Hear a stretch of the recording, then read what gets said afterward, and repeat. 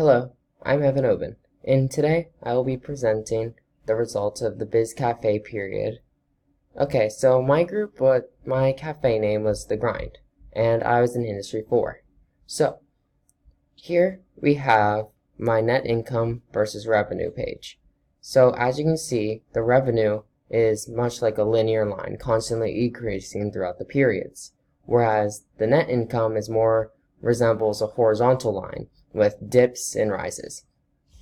This could be due to the fact that we had large fixed costs, such as the long hours and the many workers we had. This meant that we had large wage bills to pay, which in turn brought down our net income.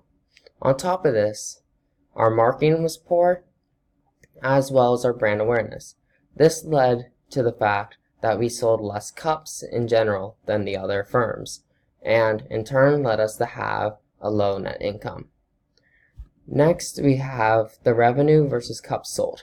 So here you can see that on average, our cups sold increased roughly every week, as well as our revenue, with some slight dips and rises. So here you can see that our worst week was period 1, and this was due to the fact that it was our first week, so we had a very low brand awareness. And our highest week was week 12, and this was due to the fact that there was a large BizCafe opportunity in which there was a large event going on where you could have a truck, like a food stand, and sell your coffee to the masses. This helped us gain exposure and in turn gather more sales and more revenue. Next, we have our competitor sales. So early on, we started roughly above average, and then at about roughly period 4, we moved down to about the average mark. And this was due to the fact that we were just simply growing more slowly than the other firms. And then at around period 9, we fell to below average. This was due to the fact that we weren't making active changes, whereas the other firms in the industry were. So while we were just leaving things the same, other firms were making changes and therefore going above us.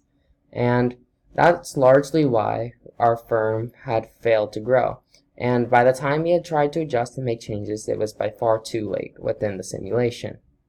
And here you can see the number 1 cafe, which was Cafe Cubano, which had a revenue of $225,837, whereas we only had a revenue of $86,329.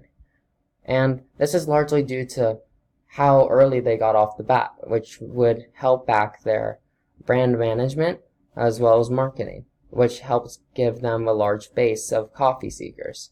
Whereas we never truly built a large base, which meant we were selling much less cups than the competitors.